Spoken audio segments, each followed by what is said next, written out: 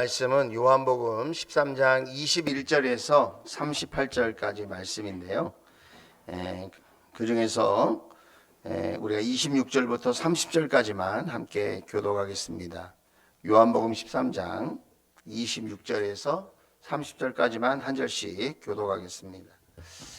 자, 요한복음 13장 26절입니다. 예수께서 대답하셨다. 내가 이 빵 조각을 적셔서 주는 사람이 바로 그 사람이다. 그리고 그 빵 조각을 적셔서 시몬 가롯의 아들 유다에게 주셨다.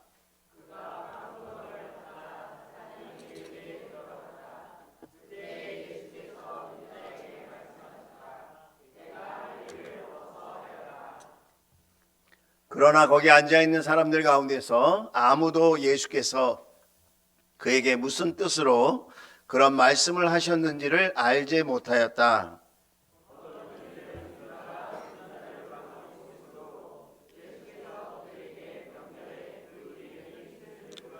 라고 하셨거나 또는 가난한 사람들에게 무엇을 주라고 말씀하신 것으로 생각하였다. 같이 읽겠습니다.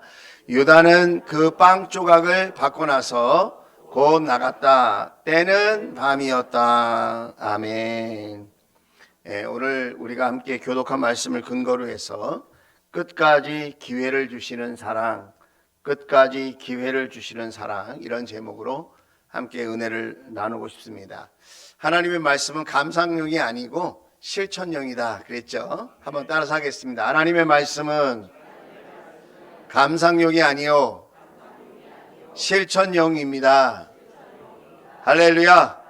오늘 많은 말씀 중에 여러분이 한 단어, 한 문장, 또 여러분 마음속에 와닿는 하나님이 주시는 그 말씀을 꼭 붙드시고 한 주간 여러분의 삶 속에서 실천하시다가 그 말씀의 치유와 회복과 능력과 은혜를 경험할 수 있게 되기를 주의 이름으로 축복합니다.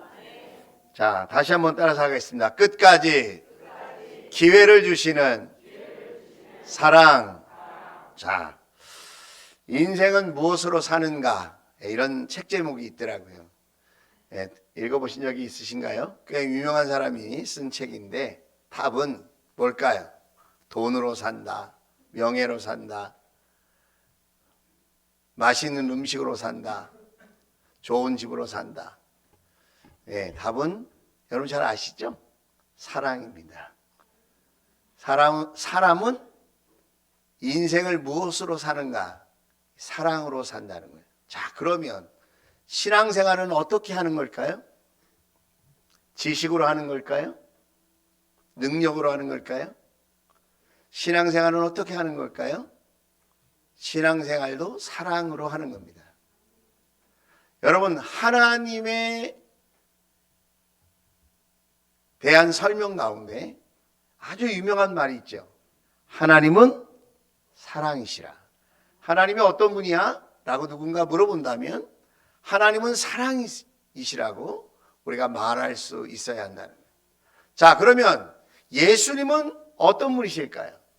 예수님도 사랑이시라는 거예요. 하나님이 사랑이시기 때문에 예수님도 사랑이시고 성령님도 사랑 안에서 역사하시는 줄로 믿습니다. 그래서 우리가 지금 사순절 기간을 보내고 있고 또 이번 주간이 지나면 다음 주간에는 이제 고난주간이라고 하는 주간이 시작되고 이제 부활절을 우리가 맞이하게 되는데 예수님이 왜 그렇게 십자가의 길을 고난의 길을 마다하지 않으시고 그 길을 가셨는가? 그것은 저와 여러분을 비롯한 모든 사람들을 사랑하시기 때문에 예수님이 그 고난의 길, 그 십자가의 길을 걸어가신 줄로 믿습니다.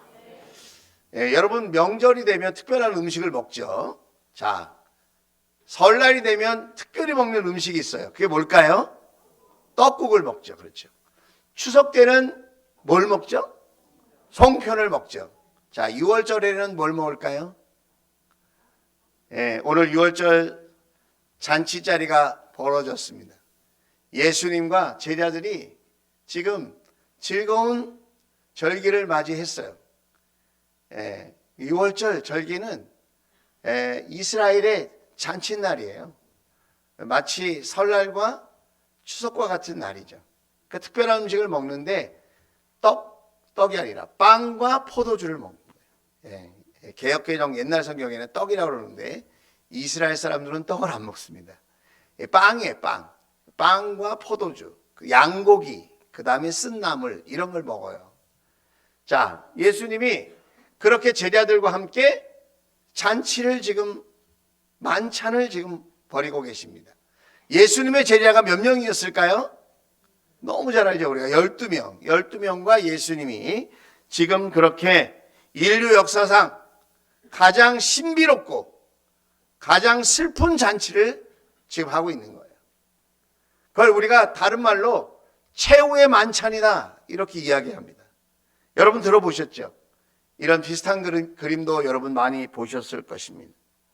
이 저녁 식사 자리에 12명의 제자들이 앉아 있었습니다. 밖은 저녁이어서 어두웠습니다. 그런데 이 식탁의 분위기가 즐겁고 환한 분위기여야 하는데 오히려 어두운 밖보다도 더 차갑고 칠흑같이 어두운 그런 분위기의 잔치였다는 것이에요. 왜 그랬을까요? 왜 이스라엘의 명절날 이렇게 만찬을 벌이면서 이렇게 차갑고 어두운 자리가 되었을까요? 그것은 예수님께서 폭탄 선언과 같은 말을 하셨기 때문이라는 거예요. 그게 뭐냐? 21절이에요. 자, 예수께서 이 말씀을 하시고 나서 마음이 괴로우셔서 환히 드러내어 말씀하셨다. 내가 진정으로 너희에게 말한다. 너희 가운데 한 사람이 나를 팔아 넘길 것이다. 12명의 제자가 앉아 있었습니다. 같이 잔치를 벌이고 있는데 예수님이 폭탄 선언을 하십니다. 특별한 이야기를 하시는데 그게 뭐냐? 너희 중에 한 사람이 나를 팔아 넘길 것이라는 거예요. 제자들이 서로 얼굴을 번갈아 봅니다. 너야? 네가 예수님 파는 거야? 나는 아닌데? 그럼 누구지? 그러면서 서로 눈길을 줍니다. 그때 예수님의 제자 중에 수제자, 가장 맏형벌인 베드로가 예수님 품 안에 비스듬히 누워있던 사랑받던 요한에게 물어보라고 눈짓을 보내고 손짓을 보냅니다. 그런데 예수님의 대답이 의외였습니다. 그 대답이 26절이에요. 자, 26절 같이 읽겠습니다. 시작. 예수께서 대답하셨다. 내가 이 빵 조각을 적셔서 주는 사람이 바로 그 사람이다. 그리고 그 빵 조각을 적셔서 시몬 가롯의 아들 유다에게 주셨다. 아멘. 여러분, 빵 조각을 적셔서 어디에다 적셨을까요? 예, 빵을 뜯어서 올리브유나 꿀이나 이런 걸 적셔서 줬겠죠. 예, 제 생각에는 올리브유 같아요. 올리브유에 그 빵을 적셔서 그렇게 주는 거죠. 여러분, 그 당시 유대 관습에 주인이, 그 만찬의 주인이 직접 빵을 뜯어서 그리고 그 빵을 올리브유에 이렇게 적셔서 입에 넣어주거나 전달해 주는 것은 신뢰의 표시입니다. 그것은 우정의 표시입니다. 그것은 사랑의 표시입니다. 예수님은 아셨어요. 가룟 유다가 자신을 팔아 넘길 것이라고 하는. 3년 동안이나 동고동락을 하고 말씀을 나누고 수많은 은혜의 현장에 같이 있었지만 가룟 유다는 예수님을 믿지 않았어요. 예수님을 사랑하지 않았어요. 그리고 예수님을 자기의 이익과 자기의 욕심을 따라 배신하기로 결심한 겁니다. 그런데도 여전히 예수님은 그 빵 조각을 뜯어서 그리고 올리브유에 적셔서 나는 여전히 너를 신뢰하고 있다고 그 빵 조각을 건네신 거예요. 예수님의 마음은 어떤 마음이었을까요? 유다야, 너의 마음을 돌이킬 수 있겠니? 유다야, 제발 지금이라도 멈추면 어떻겠니? 너의 욕심을 따라, 너의 이익을 따라 지금 나를 배신하고 나를 떠나려고 하는 너의 그 마음, 그것을 지금 돌이킬 수 없겠니? 그것을 지금 중단할 수 없겠니? 배반자 가룟 유다에게 예수님은 회개의 기회를 주시는 겁니다. 다시 돌이킬 수 있는 기회를 주는 거예요. 지금 주님의 사랑으로부터 멀리 떨어져 도망치려고 하는 그 가룟 유다에게 예수님은 다시 사랑할 수 있는, 다시 예수님의 사랑에 머물 수 있는 기회를 주고 있다는 거예요. 그러나 안타깝게도 유다는 예수님의 마음을, 예수님의 그 기회를 발로 차버렸어요. 자, 30절입니다. 같이 한번 읽어볼까요? 시작! 유다는 그 빵 조각을 받고 나서 곧 나갔다. 때는 밤이었다 그랬습니다. 성경은 분명히 말합니다. 유다는 그 빵 조각을 받았어요. 예수님이 주시는 그 회개의 기회를 알았다는 거예요. 다시 우정을 나누고 다시 사랑을 나누기를 원하는 예수님의 그 빵 조각에 담긴 그 의미를 바꿔서도 그는 마음을 돌이키지 않았다는 것입니다. 그리고는 빛 대신 예수님, 빛의 근원이신 예수님을 등지고 그 깜깜한 밤거리로 그는 도망쳤다는 거예요. 빛 대신 예수님을 버리고 영원한 밤을 선택했다는 것입니다. 영원한 사랑의 빛을 버려버리고 그는 자기의 욕심, 자기의 이익이라고 하는 어둠을 향해서 그는 총총걸음을 걸으며 도망치듯 그렇게 떠났다고 하는 것입니다. 예수님의 마음이 어땠을까요? 이 좋은 기회를 놓치는 그 가룟 유다를 바라보시면서 얼마나 마음이 아프셨을까요? 영원한 구원으로 갈 수 있는 길이 있음에도 불구하고, 영원한 행복을 누릴 수 있는 주인공임에도 불구하고 자기의 욕심을 다스리지 못하고 자기의 잠시 누릴 그 이익, 그것을 놓지 못하고 예수님을 떠나 스스로 기회를 저버리는 그 유다의 모습을 볼 때 예수님의 마음은 한없이 슬프고 안타까웠을 거예요. 우리가 월드컵 경기 같은 축구 경기를 보면 가끔 좋은 찬스가 나오지 않습니까? 이제 공을 잡은 선수가 골대를 향해서 살짝 밀어넣기만 하면 골인이 되는 건데 그 골대 앞에서 힘차게 슛을 합니다. 그리고는 놀랍게도 골대를 맞춰버립니다. 그냥 살짝 밀어넣어도 골인인데 그 앞에서 세게 공을 차가지고 골대를 딱 맞춰버려요. 공이 엉뚱한 데로 튀겨서 나가는 거예요. 여러분, 그게 뭡니까? 기회를 날려버려요. 어쩌면 저와 여러분에게도 이렇게 하나님께서 좋은 기회를 주시는데 지금 놓치고 살고 있는 것은 아닌지, 다시 하나님의 그 사랑의 품으로 돌아오라고 지금 우리에게 말씀으로 기회를 주고, 사랑으로 기회를 주고 있는데 우리가 엉뚱한 지금 헛발질을 하고 있는 것은 아닌지, 우리가 우리의 삶을 한번 점검해 볼 필요가 있다는 것입니다. 자, 여러분 보십시오. 12명의 제자 중에 한 사람 가룟 유다는 밤길로 나갔습니다. 자, 이제 몇 명이 남았을까요? 11명의 제자가 남았습니다. 그 11명의 제자에게 예수님이 유언과 같은 말씀을 하십니다. 그것이 새 계명입니다. 34절 말씀, 유언과도 같은 예수님의 말씀이에요. 11제자에게 주신 말씀이에요. 자, 이제 나는, 시작! 이제 나는 너희에게 새 계명을 준다. 서로 사랑하여라. 내가 너희를 사랑한 것 같이 너희도 서로 사랑하여라. 아멘. 자, 새 계명을 준다 그래요. 여러분, 구약 성경에는 사랑하라는 말이 없었을까요? 구약 성경에도 사랑하라고 하는 말이 많이 등장합니다. 하나님을 사랑하라. 하나님을 떠나지 마라. 너희도 서로 사랑해라. 이웃을 괴롭히지 마라. 뭐 이런 이야기가 많이 나옵니다. 그런데 왜 요한복음 13장 33절에서는 이제 나는 너희에게 새 계명을 준다라고 말씀하셨을까요? 새 계명을 준다라고 하는 의미가 뭘까요? 그것은 기준이 달라졌다는 거예요. 기준이. 전에는 우리가 하나님의 율법, 하나님의 말씀 안에서 하나님을 사랑하고 또 이웃을 사랑하는 것이었다면 이제 새 계명은 기준이 달라졌다는 거예요. 그 율법의 말씀이 아니라 이제는 무엇을 근거로 해서 사랑하라는 것이죠? 그것은 예수님을 근거로 해서 사랑해야 하기 때문에, 사랑할 수 있기 때문에 여러분 새 계명이라고 말씀하고 있는 줄로 믿습니다. 그래서 34절 말씀을 다시 보면 이래요. 이제 나는 너희에게 새 계명을 준다. 그 다음에 뭐죠?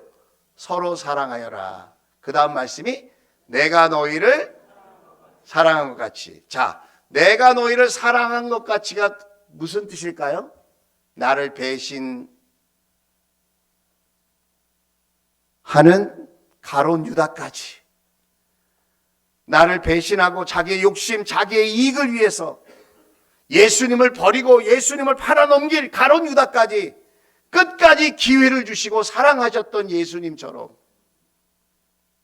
예수님의 그 사랑을 모른 척하고 예수님의 그 희생을, 그동안의 우정을 한순간에 다 내어버리고 자기 욕심을 따라 예수님을 배반하여 세상으로 나간 그 가룟 유다까지 끝까지 그 발을 닦고 끝까지 빵을 뜯어서 건네주고 돌아오기를 바랬던 그 예수님의 사랑. 여러분, 우리는 자기에게 잘해주고 자기에게 친절하게 하고 자기를 인정해주고 자기를 도와주고 하는 사람을 사랑합니다. 그것도 보통 쉬운 일이, 보통 어려운 일이 아니죠. 나에게 잘해주는 사람에게 나도 잘해주는 거, 그것도 쉬운 게 아니에요. 그런데 지금 예수님은 뭐라고 말씀하십니까? 나를 인정하지 않고 나를 배신하고 나를 떠나고 나를 팔아넘기려고 하는 사람들까지 예수님은 사랑하셨다는 거예요. 그래서 우리는 나의 기준으로 사랑하는 게 아니라 어떤 기준으로? 예수님의 기준으로 사랑하게 되는 줄로 믿습니다. 그래서 한번 따라서 하겠습니다. 예수님 때문에 형제를 사랑합니다. 예수님 때문에 자매를 사랑합니다. 다시 한번, 예수님 때문에 목장 식구를 사랑합니다. 내 마음에 들어서 나하고 비슷하기 때문에 나에게 잘해줘서가 아니에요. 부담스럽고 힘들고 어려워도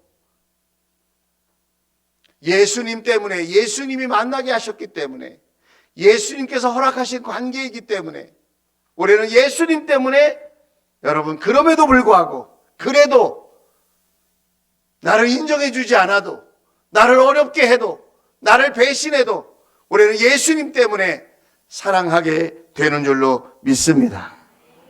우리는 예수 믿는 것을 은연중에 티내는 것을 보게 되어져요. 우리가 차를 보면 뒤에 극동방송 106.9 뭐 이런 스티커가 붙어 있는 거 보셨을 거예요. 그리고 뒷자리 뒤에 보면 성경책을 올려놓거나 또 앞에 운전석 앞에 그 백미러에 거기다가 십자가를 걸어 놓기도 합니다. 또 목에도 걸고 팔찌에도 십자가를 하기도 하고 하죠. 은근히 나는 예수 믿는 사람이라는 거예요. 예수 믿는 사람. 그런데 여러분, 성경은 그런 것으로 예수 믿는 티를 내라고 말하지 않았습니다. 오늘 35절에 보면 예수 믿는 티를 어떻게 내라고 말씀하십니까? 예수 믿는 사람답게 너희들이 그렇게 선한 영향력을 발휘하려면 이렇게 해라. 35절 같이 읽겠습니다. 시작. 너희가 서로 사랑하면 모든 사람이 그것으로서 너희가 내 제자인 줄을 알게 될 것이다. 할렐루야. 우리가 전혀 관계없는 사람들, 나하고 거리가 먼 사람들, 그런 사람들은 마음에 안 들면 안 보면 됩니다. 관계를 안 하면 돼요. 그런데 가족이라고 하는 공동체 보면 우리가 여러 가지 이유로 가족이라고 하는 공동체 안에서 살게 되어지는데 고부간의 갈등, 그거 참 쉽지 않다고 하죠. 또 부모 자식 간에, 또 형제 간에 보이지 않는 갈등과 고민과 질투와 시기가 있습니다. 그런데 그럼에도 불구하고 누구 때문에? 예수님 때문에 우리가 사랑할 수 있다면 너희가 내 제자인 줄을 알게 될 것이다. 할렐루야. 직장 안에서, 여러분, 직장 안에서 다양한 사람들을 만날 수 있지 않습니까? 내 마음에 드는 사람도 있겠지만 부담스러운 사람, 거추장스러운 사람, 힘든 사람 만날 수 있지 않겠어요? 그러나 우리가 예수 믿는 사람이기 때문에, 예수님의 엄청난 사랑을 우리가 받은 사람이기 때문에, 가룟 유다와 같은 나였지만 그럼에도 불구하고 예수님이 나를 사랑하셨기 때문에, 우리가 그런 사랑을 받았기 때문에 이렇게 하나님의 자녀로 살 수 있다는 걸 생각하면서 우리가 이렇게 사랑하는 거죠. 여러분, 목장 생활도 마찬가지예요. 여러분, 신앙 지식이 많다고 성숙해지는 건 아닌 것 같아요. 그러면 신학 박사들, 여러분 제일 믿음이 좋아야 하고 제일 성숙한 사람이어야 하지 않겠습니까? 그런데 놀랍게도 하나님의 말씀을 붙들고 예수님 때문에 사랑을 실천하고 사랑을 훈련하고 그것을 목장에서, 교회 안에서 그렇게 사랑해 보려고 애쓸 때, 여러분, 그럴 때에 우리가 예수님을 닮아가는 놀라운 은혜를 누리게 되어지는 줄로 믿습니다. 그래서 우리가 자동차를 보면 가끔 그런 걸 보게 되죠. 내 탓이요, 뭐 이런 것도 붙어 있잖아요. 그러면 뒤에서 운전하는 사람이 뭐라 그러죠? 그래, 네 탓이야.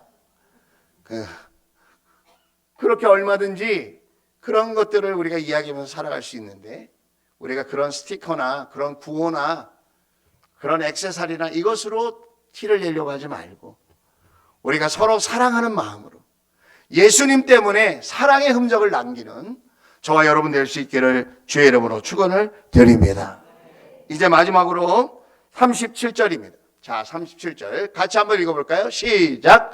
베드로가 예수께 말하였다. 주님, 왜 지금은 내가 따라갈 수 없습니까? 나는 주님을 위하여서는 내 목숨이라도 바치겠습니다. 아멘. 지금 베드로가 이렇게 얘기합니다. 나는 주님의 십자가 그 길 따라가겠습니다. 내가 주님과 함께 죽기도 하고 살기도 하겠습니다. 이렇게 얘기했어요. 자, 여러분, 베드로가 한 말이 진실이었을까요? 거짓이었을까요? 베드로가 한 말은 진짜였습니다. 그리고 그의 감정은 진짜였습니다. 그는 열정적으로 예수님을 따라가겠다고 얘기했습니다.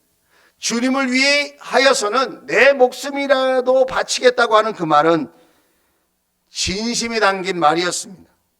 그런데 여러분, 예수님은 그 열정, 그 진심 뒤에 있는 베드로의 연약함을 보셨습니다. 그래서 예수님은 이렇게 말씀하십니다. 38절 같이 읽어봅시다. 시작.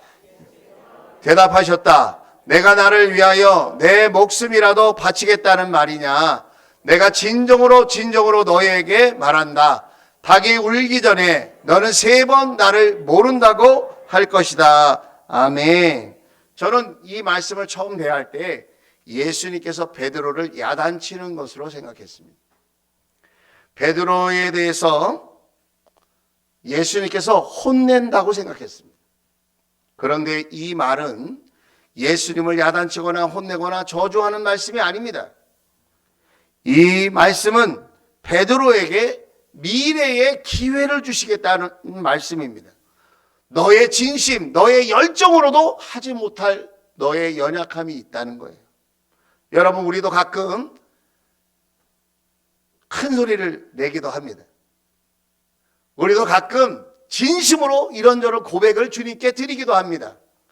그런데 우리는 연약해서 세상의 환경과 세상의 이런저런 모습 속에, 사람들의 말 속에 나의 믿음을 숨기고, 또 예수님에 대한 믿음을 감추고, 또 예수님께 대한 그런 열정을 우리가 내려놓을 때가 있다는 것입니다. 베드로야, 너는 나를 모른다고 할 거야. 하지만 절망하지 마라. 나는 내가 넘어져도 나는 너를 포기하지 않을 거야. 내가 너를 알고 있다. 내가 너를 용납한다. 내가 실패한 그 자리는 끝이 아니라 내가 너를 붙들고 일으키는 자리라는 것을 기억하라. 할렐루야. 예수님은 베드로의 오늘의 배반보다 내일의 회복을 더 크게 보셨다는 것입니다. 베드로는 결국 닭이 3번 우는 그 울음소리를 들었습니다. 한 여종이 너도 예수님과 같은 편이야 라고 얘기할 때 아니라고 굳고 3번이나 부인했던 그 순간에 닭이 3번째 우는 그 소리를 들었다는 거예요. 그리고 통곡했다는 것입니다. 그리고 베드로는 어떻게 했을까요? 도망쳤을까요? 예수님께로 돌아왔을까요? 베드로는 예수님의 용납 어린 사랑을 기억하고 그는 돌아왔다는 것입니다. 훗날 베드로는 십자가를 거꾸로 지른 사람이 되었습니다. 훗날 그는 예수님처럼 나는 똑바로 십자가에 죽을 자격도 안 된다. 나는 예수님과 같이 죽을 존재가 아니다. 나는 거꾸로 십자가에 매달아 주십시오. 그렇게 얘기했다는 거예요. 여러분, 자기의 믿음을 지금 과시하는 걸까요? 나 이렇게 믿음이 충만한 사람이 됐어. 지금 그 얘기를 하는 걸까요? 나는 이렇게 예수님을 위해서 순교하는 사람이야. 지금 그것을 뽐내려고 거꾸로 못 박혀 죽었을까요? 그게 아니에요. 그럼 뭘까요? 나는 이렇게 실패했지만 예수님은 나를 사랑하셨다는 거예요. 나는 이렇게 예수님을 3번이나 모른다고 부인했지만 예수님은 여전히 나를 포기하지 아니하시고 나를 끝까지 사랑하시는 분이셨다는 거예요. 그래서 나는 예수님의 그 사랑을 받은 사람이에요.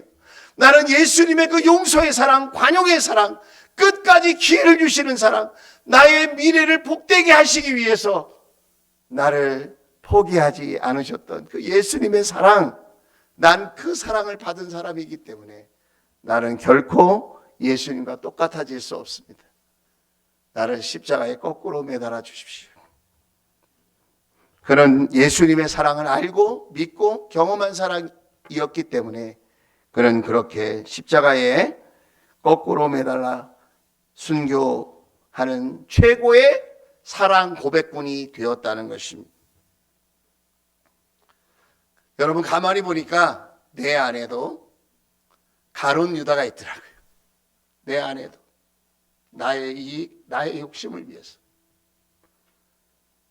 예수님이 그토록 사랑한다고 말씀하셔도 나의 이익과 나의 욕심을 위해서 예수님을 버리고 도망치고 싶은 그런 마음이 제 마음속에도 있더라고요.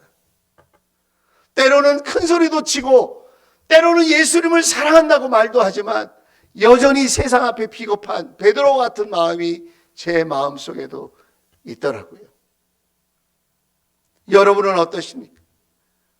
우리 마음속에 숨겨진 가룟 유다와 우리 마음속에 숨겨진 베드로가 있지 않습니까?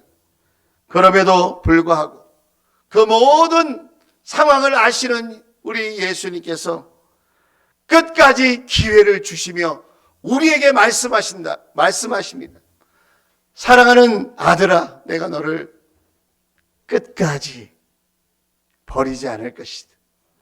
사랑하는 딸아, 나는 끝까지 너를 포기하지 않을 것이다. 내가 너를 사랑한다. 너는 그저 나에게로 돌아오기만 하면 된다고 주님은 말씀하시는 거예요. 주님은 우리가 완벽해서 쓰시는 게 아닌 것 같아요. 내가 완벽하기 때문에, 나는 의롭기 때문에, 나는 다른 사람보다 믿음이 좋기 때문에 예수님이 나를 쓰시는 것이 아니고 나와 함께하는 것이 아니라 우리가 넘어져도 때로는 눈앞에 있는 이익 때문에 예수님을 도망치는 그런 순간이 있을지라도 다시 기회를 주시는 그 주님의 사랑을 붙들고 돌아올 때에 여러분, 주님께서 다시 돌아온 저와 여러분을 넓은 십자가의 품으로 안아주시는 줄로 믿습니다. 우리가 그 사랑을 받았기 때문에 다시 시작할 수 있는 것 같아요. 미운 사람에게 떡 하나 준다는 말이 있죠. 미운 사람에게 떡 하나 더 주는 그런 차원의 예수님의 사랑이 아닌 것 같아요. 예수님은 미운 사람을 위해서 십자가에 죽으셨습니다. 예수님은 미운 사람을 위해서, 어리석은 사람들을 위해서, 아직 십자가의 그 사랑이 무엇인지 깨닫지 못하는 사람들을 위해서 예수님은 기꺼이 자기 목숨을 내어놓으셨다는 거예요. 오늘 그 사랑을 저와 여러분이 받은 줄로 믿습니다. 그래서 여러분, 예수님이 지금 저와 여러분을 향해서 내미는 그 손을 우리가 붙들 수 있기를 바라요. 다시 그 예수님의 사랑으로 시작할 수 있게 되기를 주의 이름으로 축원을 드립니다. 그래서 이 고난주간은 다시 시작하는 시간인 것 같아요. 우리에게 놓여져 있는 이 부활절은 다시 우리의 신앙을 점검하고 내 안에 있는 가룟 유다를 내려놓고 내 안에 있는 베드로를 내려놓고 다시 십자가의 사랑을 붙드는 아름다운 기회가 되어져야 될 줄로 믿습니다. 따라서 합시다. 끝까지 기회를 주시는 예수님의 사랑, 그 사랑을 저와 여러분이 받았기에 오늘 이 자리에 계신 줄로 믿습니다. 그 사랑을 나누어 줄 수 있겠습니까? 이번 한 주간 동안 그 사랑을 나누어 주기 위해서 가족들을 십자가의 사랑으로 바라보고, 또 우리 목장 식구들도, 우리 목자 목녀님들도 십자가의 그 사랑으로 서로를 바라보며 새 계명을 너희에게 준다. 너희가 서로 사랑하면 너희가 내 제자인 줄 알리라. 할렐루야. 여러분, 누군가를 따라하는 사람을 따라쟁이라고 그러더라고요. 애들이. 따라쟁이. 그래요. 애들이. 같이 막 놀다가 흉내내면 에이 따라쟁이라고 그래요. 여러분, 저와 여러분은 어떤 신앙의 모습이어야 할까요? 예수님의 사랑을 따라가는 따라쟁이가 될 수 있기를 주의 이름으로 축복합니다. 우리 옆 사람을 축복합시다. 당신은 따라쟁이. 시작. 당신은 따라쟁이. 당신은 따라쟁이입니다. 예수님의 사랑을 따라서 여러분 행복하게 사실 수 있기를 주의 이름으로 축원을 드립니다. 따뜻하게 살 수 있게 되기를 주의 이름으로 축원을 드립니다. 하늘의 평안을 누리고 살 수 있게 되기를 주의 이름으로 축원을 드립니다. 예수님의 사랑을 따라갈 때에 여러분, 우리의 삶은 따뜻해지고 평안해지고 행복하게 되어질 줄로 믿습니다. 세상적인 기준이나 판단을 다 내려놓고 예수님을 따라가는 저와 여러분 될 수 있기를 주의 이름으로 축복합니다. 자, 우리 기도할 때